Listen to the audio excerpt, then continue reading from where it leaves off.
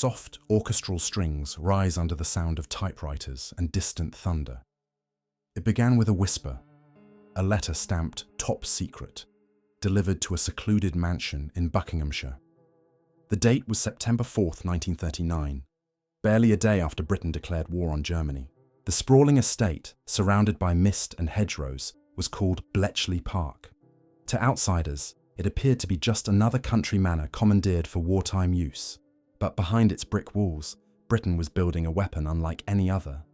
One forged not from steel or gunpowder, but from pure intellect.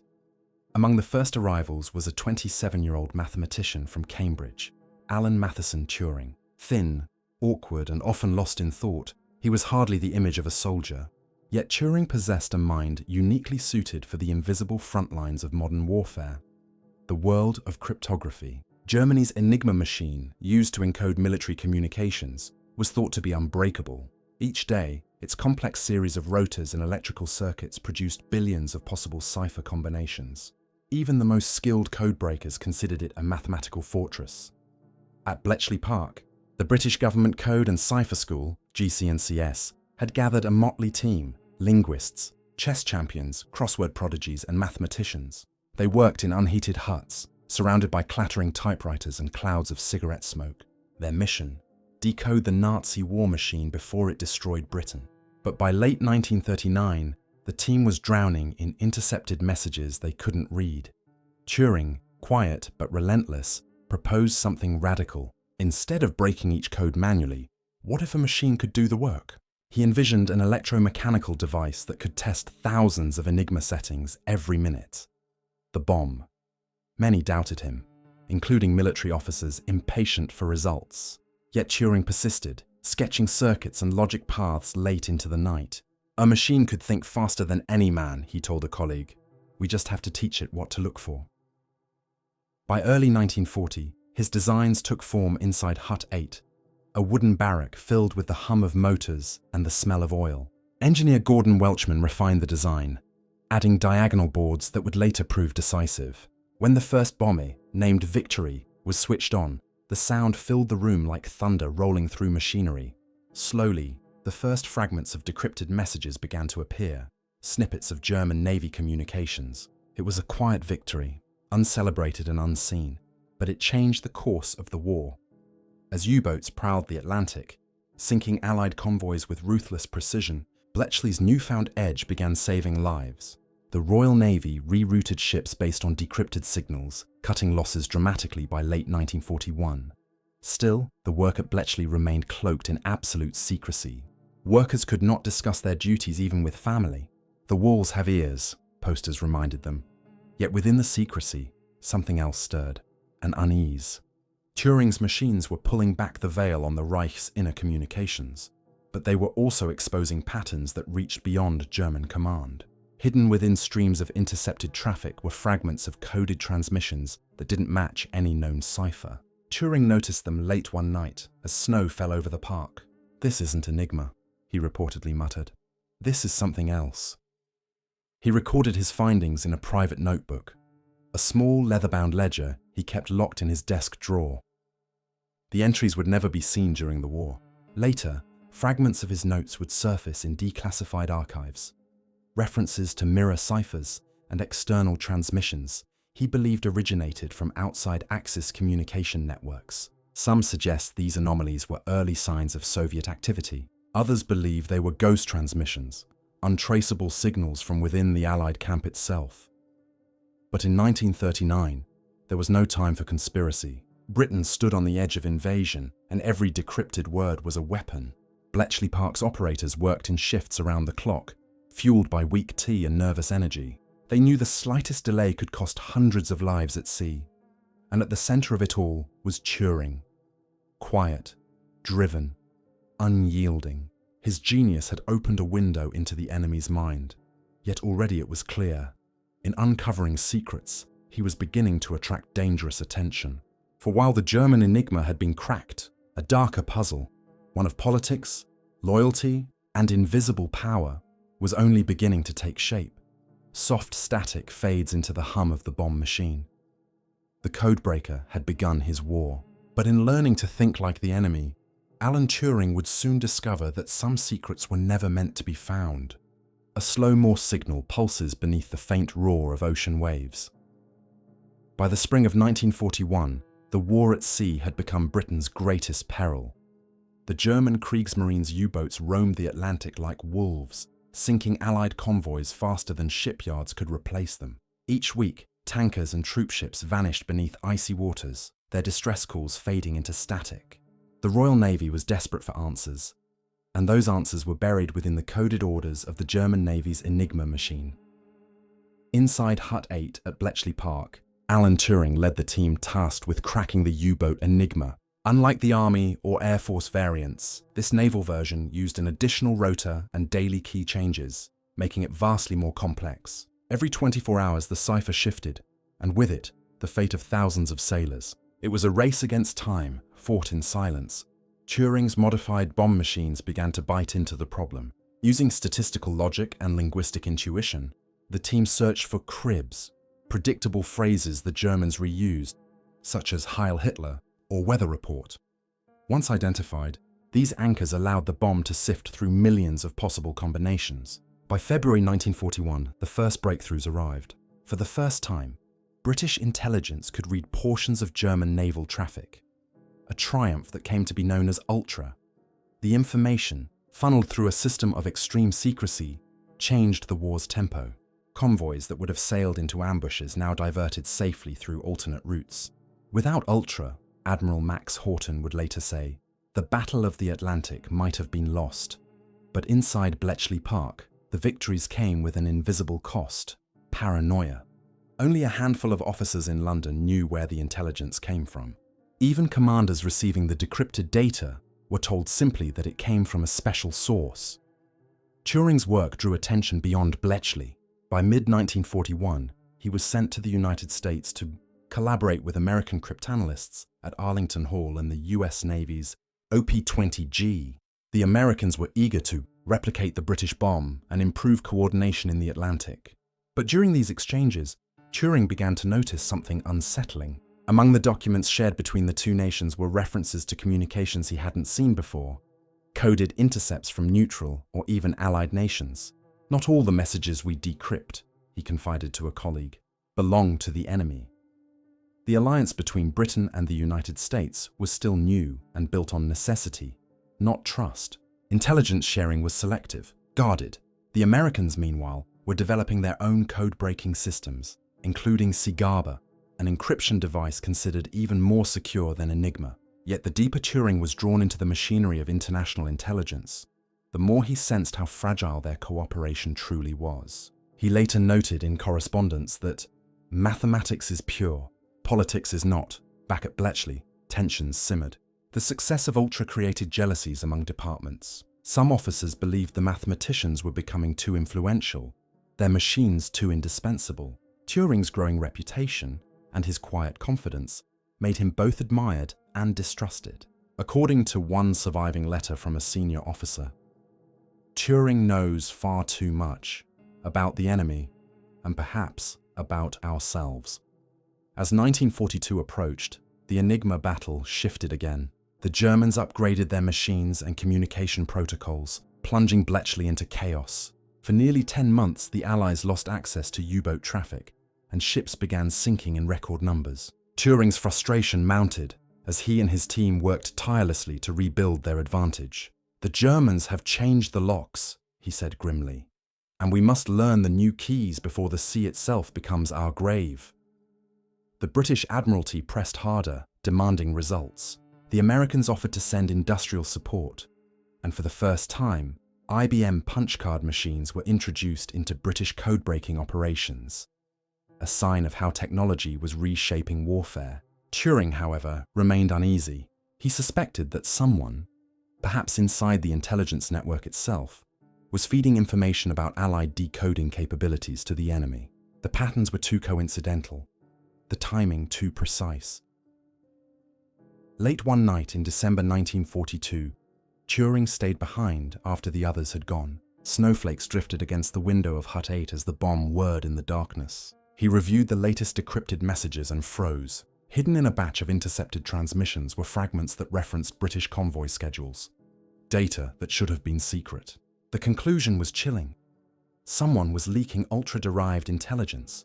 He noted it in his private logbook but told no one. The implications were too dangerous, the evidence too circumstantial. Still, it marked a turning point. Turing had spent years outthinking the enemy. Now he began to suspect that the real threat might not be across the channel, but within his own chain of command. As 1943 dawned, the Allies would regain the advantage at sea.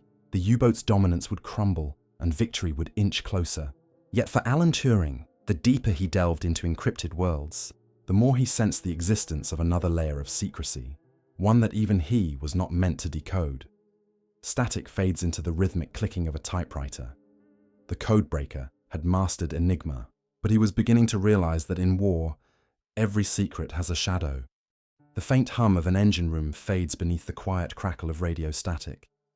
By the summer of 1943, the Allied cryptographic war had entered its most complex phase.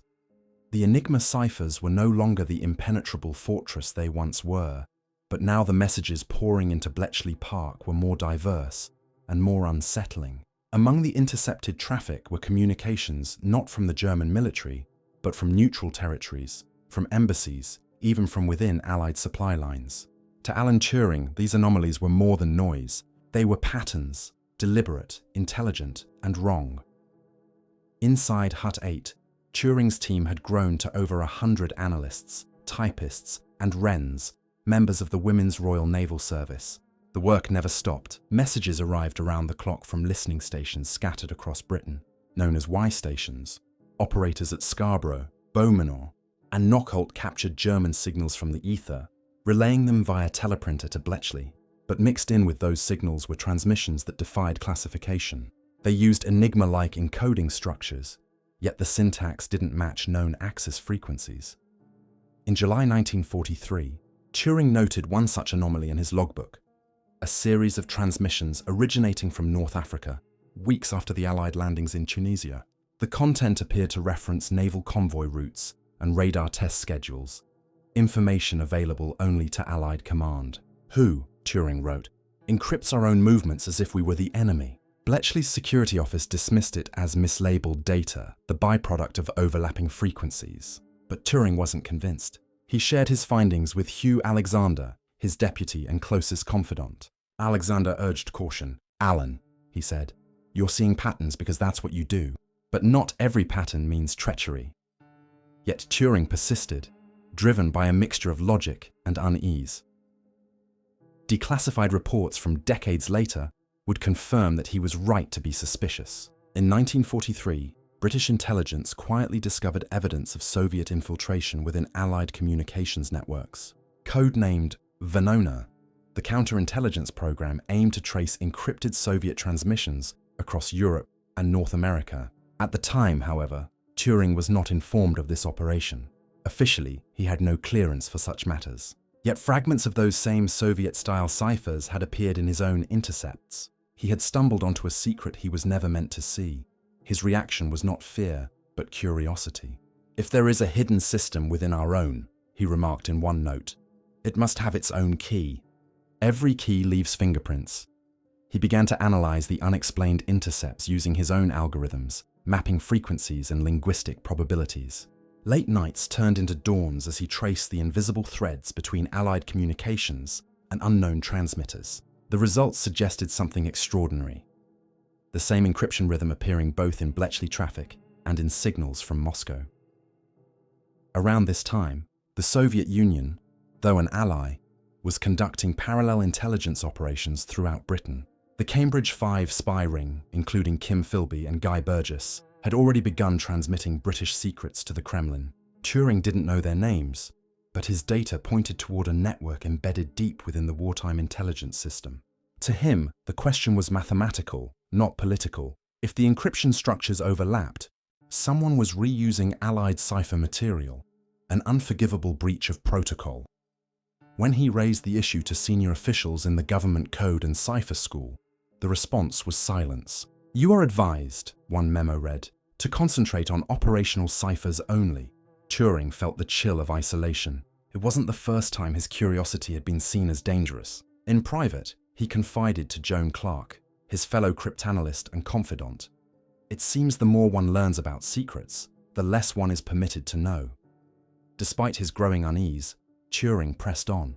He began encrypting his own notes using experimental algorithms, the earliest seeds of what would later become computer-based cryptography. He called his system auto-encryption, a recursive process in which a code encrypts itself repeatedly. The notebooks he left behind after the war, found decades later, contained references to self-learning machines and logical pattern replication, ideas far ahead of their time. But in 1943, his breakthroughs went unnoticed by those who mattered.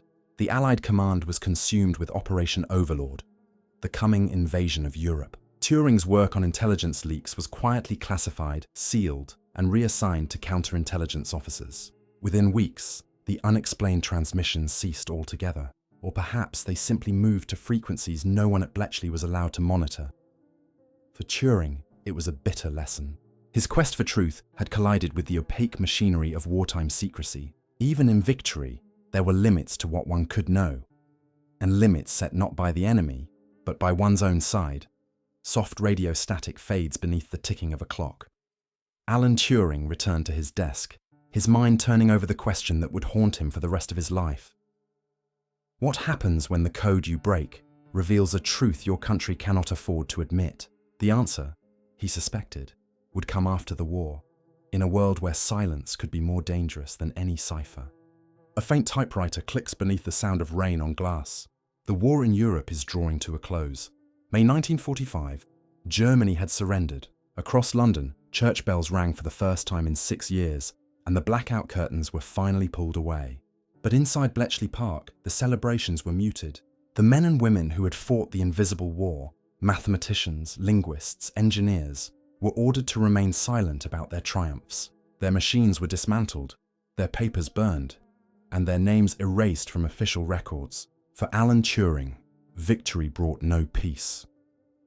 The secrecy that had defined Bletchley did not end with the war, it deepened. British intelligence shifted its focus from Berlin to Moscow, and from the Axis to the looming shadow of the Cold War. The once cooperative alliance with the Soviet Union was collapsing into suspicion. New encryption systems were being designed for a new kind of conflict, one of espionage, propaganda, and control of information. And in the quiet offices of the Government Communications Headquarters, GCHQ, Alan Turing was drawn once more into the coded underworld. He was assigned to the National Physical Laboratory, NPL, in Teddington, where he began designing one of the world's first programmable computers, the Automatic Computing Engine, or ACE. But official memos show that the government's interest in his design was not purely scientific. The machine's ability to simulate logic and process immense volumes of data could revolutionize cryptanalysis. In essence, Turing was building the successor to Bletchley's bomb, a system capable of breaking any future code. Still, his enthusiasm for open research clashed with the culture of secrecy surrounding him. In one of his surviving letters, dated 1946, he wrote, "Mathematics thrives on collaboration. Cryptography survives on concealment. We cannot have both." It was an observation that did not go unnoticed. Within months, Turing's project was quietly restricted. The government removed his American collaborators, citing security concerns. Officials at MI5 began monitoring his communications, suspecting that he might be too willing to share sensitive work with foreign scientists. There was reason for paranoia. In 1946, British intelligence uncovered a network of Soviet moles within its own ranks, what would later be known as the Cambridge spy ring. Files declassified decades later reveal that several members had connections to wartime cryptographic work. To MI5, the coincidence was intolerable. Turing, already viewed as eccentric and socially unpredictable, became a person of interest. His wartime clearances were re-evaluated. His meetings with American cryptographers were quietly curtailed. Yet, Turing continued his work undeterred. His focus turned toward mathematical biology and machine intelligence, ideas far beyond the comprehension of most bureaucrats. To those monitoring him, his late-night experiments, odd correspondences, and cryptic notes appeared suspicious. "He's trying to teach machines to think," one intelligence report noted. But to what end, we cannot be sure. To Turing, however, it was simple. If a machine could reason, perhaps it could also expose human deception, the ultimate cipher. By 1948, he was collaborating informally with GCHQ again, advising on the development of new British encryption systems, codenamed Delilah. His work touched on voice scrambling, secure radio, and the mathematical foundation of information theory, years before Claude Shannon's ideas reached the public. But Turing's frustration was growing. He believed his designs were being co-opted for military use, without acknowledgement or transparency. "We are building tools to preserve secrets," he lamented, "not to uncover truth." Then came the critical turning point. In 1949, during an internal review of British security, Turing submitted a report questioning the ethical implications of classified cryptography. He warned that intelligence agencies were using wartime techniques, once meant to protect, to manipulate information in peacetime surveillance. "The codebreakers," he wrote, "must not become the codemakers of deception." The memo, buried for decades, triggered alarm. He was asked to withdraw the document. He refused. Soon after, Turing's access to top-secret projects was reduced. His computer research was moved under tighter control, and his correspondence with foreign scientists, including American mathematician Claude Shannon, was heavily monitored. According to declassified MI5 files, his insistence on transparency and his growing awareness of Cold War operations made him a potential security risk. He was not dismissed, not yet, but something had changed. Where once he had been indispensable, he was now dangerous. The government he had helped save began to close ranks around him. In public, he remained the brilliant mathematician. In private, his work and his freedom were being quietly dismantled. Late in 1949, Turing wrote to a friend, "The real secret is not in the code itself, but in who controls it." It was a line that, to his watchers, sounded almost subversive, but to Turing, it was a truth born of experience, one he could no longer ignore. Soft mechanical ticking, like a clock winding down. The war was over. The codes were broken, but the codebreaker himself had begun to live inside a new kind of cipher, one written by governments, enforced by silence, and guarded by fear. In the years that followed, that silence would become deadly. The sound of a teletype fades into the steady hum of an office fan. The year is 1950. Britain is rebuilding, but the shadows of the past remain. Alan Turing was no longer a wartime codebreaker. He was a civilian scientist, a mathematician chasing the abstract frontiers of logic and machine intelligence. Yet, even as he lectured at Manchester University and experimented with early computer systems, his world was quietly closing in around him. By now, the British intelligence community had changed. The victory of 1945 had given way to the paranoia of the Cold War. The Soviet Union had detonated its first atomic bomb in 1949, and MI5 feared that espionage networks were still operating inside the United Kingdom. Former heroes of the war were being scrutinized under new lenses.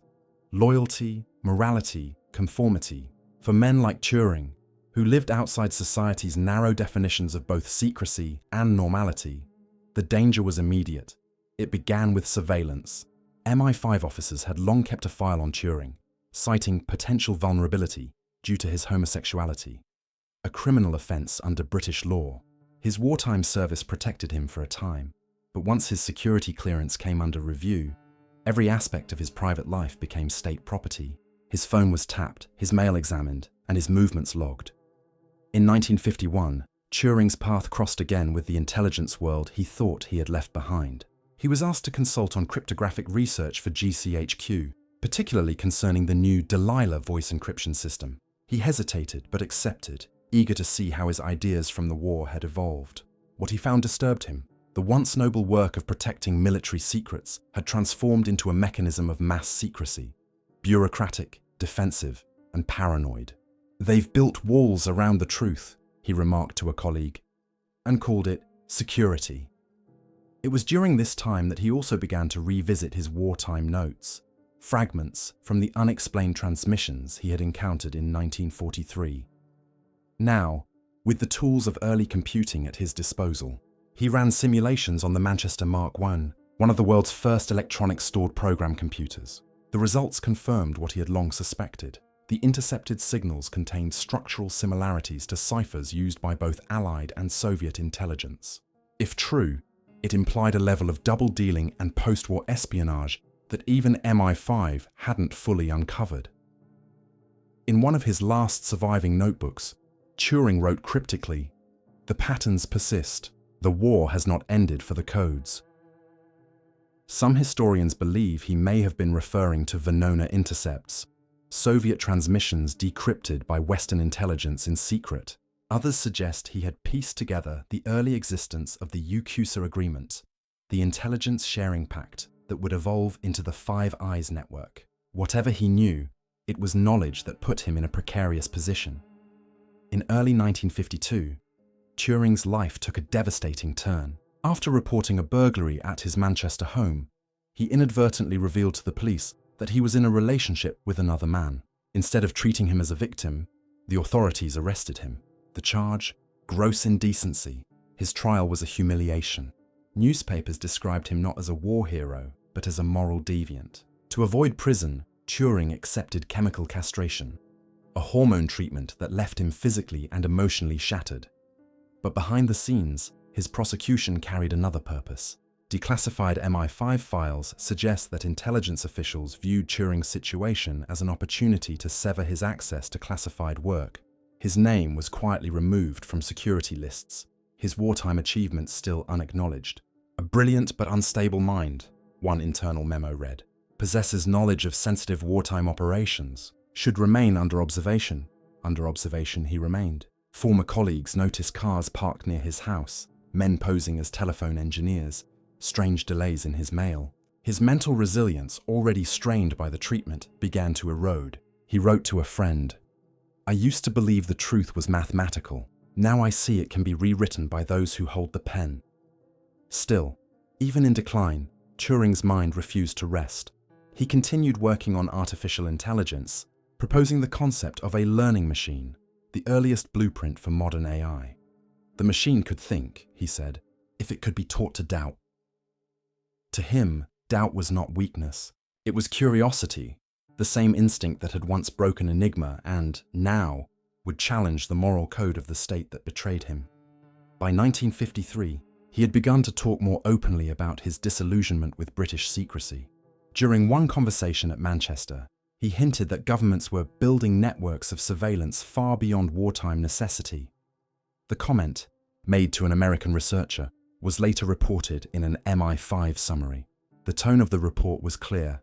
Turing had become a liability. That same year, he was visited by two men claiming to represent the Ministry of Defense. They questioned him about his wartime files, about any contacts he might still have in the United States. The meeting ended without charges, but afterward Turing confided to a friend, "They are afraid I know too much." Whether he truly did, or whether paranoia had finally taken root, no one can say. Silence, broken by the faint ticking of a clock. In the end, the man who helped shorten the Second World War found himself trapped in a new kind of conflict. Not between nations, but between truth and power. His mind, the sharpest weapon of the intelligence war, had become the state's most dangerous secret. The final chapter of Alan Turing's story would come soon after, in a small English house, under circumstances that remain clouded in mystery. A faint hum of electricity fades into silence. The date is June 8th, 1954. In a modest brick house on Wilmslow's quiet road in Cheshire, Alan Matheson Turing was found dead. A half-eaten apple lay beside his bed. The cause, according to the coroner's report, was cyanide poisoning. The verdict, suicide. Yet, from the moment his body was discovered, the details did not fit neatly together. The father of modern computing, the man who had shortened the war and birthed a new scientific age, was gone, leaving behind more questions than answers. Officially, the explanation was simple. Turing, persecuted for his homosexuality, chemically castrated and socially ostracized, had taken his own life. But those who knew him found the idea difficult to accept. He was planning experiments, said his friend Robin Gandy. He had made appointments for the following week. He was not a man preparing to die. His mother, Sarah Turing, refused to believe it entirely. He was careless with chemicals, she said, but never hopeless. At the time of his death, Turing was still consulting intermittently for government research. Declassified memos reveal that only weeks before his death, he had been questioned by MI5 about his contacts in the United States and his ongoing work in cryptographic design. He had been openly critical of British secrecy and was under routine observation, though no evidence of formal surveillance at his home was ever admitted. Still, his neighbors remembered seeing unfamiliar men in black coats near the property days before his death. The official story centered on the apple, a symbol later immortalized in myth, though never tested for poison by the police. Some believe Turing deliberately laced it with cyanide, a compound he used in home electroplating experiments. Others suspect the apple was unrelated, a tragic coincidence turned into a convenient symbol. The deeper one digs, the more the line between truth and convenience blurs. In the months preceding his death, Turing had become increasingly outspoken. He had hinted to colleagues that wartime cryptographic secrets, those buried under the Official Secrets Act, were being exploited for Cold War purposes. He had spoken of patterns repeating and networks within networks. To most, it sounded like metaphor. To the intelligence community, it may have sounded like exposure. One declassified MI5 report dated April 1954 describes Turing as unstable, talkative, and potentially indiscreet concerning matters of national security. Whether this was paranoia or pretext remains unknown, but weeks later, that same report was marked closed due to death. In the small laboratory in his home, police found chemical apparatus, glass flasks, beakers, and jars of potassium cyanide used in gold plating experiments. Yet there was no suicide note, no clear motive beyond the official narrative. The room smelled faintly of almonds. Investigators concluded it was an accident or deliberate self-poisoning. Case closed, but even at the inquest, inconsistencies emerged. The apple was never chemically analyzed. The glassware bore no fingerprints, and Turing's face, according to one witness, showed no sign of agony, a detail that doesn't match cyanide's typical effects. For decades, speculation simmered quietly among historians and cryptographers. Some pointed to the possibility of accidental inhalation from his experiments. Others suggested something darker, that the man who knew too much about wartime intelligence, early computing, and post-war espionage had become inconvenient in an era when secrets were more valuable than truth. The Cold War demanded silence, and Turing, by nature, had always been a man who questioned silence. But history offers no proof, only patterns, and patterns were what Turing understood best. In later years, his work would be declassified piece by piece. The bomb, the Enigma decrypts, the Ultra operation, all revealed to the public long after his death. It became clear that Turing's contributions had shortened the war by at least 2 years and saved millions of lives. Yet, at the time of his death, none of that was known beyond a handful of government files marked most secret. Soft piano notes emerge, echoing like distant Morse. His legacy did not end in 1954. In the decades that followed, his ideas became the backbone of computer science and artificial intelligence. His test for machine cognition, the Turing test, became a philosophical mirror for humanity itself. And his story, once buried under official silence, grew into a symbol of injustice and genius denied. Still, one lingering question remains, one Turing himself might have appreciated. Was his death the end of a tragedy, or the closing of a file? In 2009, the British government issued an apology for his treatment. In 2013, he received a royal pardon, but no apology can erase the unease that still surrounds his final days, or the chilling precision with which his story was sealed. Static fades into the rhythmic pulse of a teletype machine, the sound of unseen words being transmitted into the dark. Alan Turing once wrote, "We can only see a short distance ahead, but we can see plenty there that needs to be done." And in that short distance, from Bletchley's secret huts to his lonely home in Wilmslow, lay one of the greatest unsolved enigmas of the 20th century. The codebreaker, who knew too much, had vanished into the very silence he once learned to decode.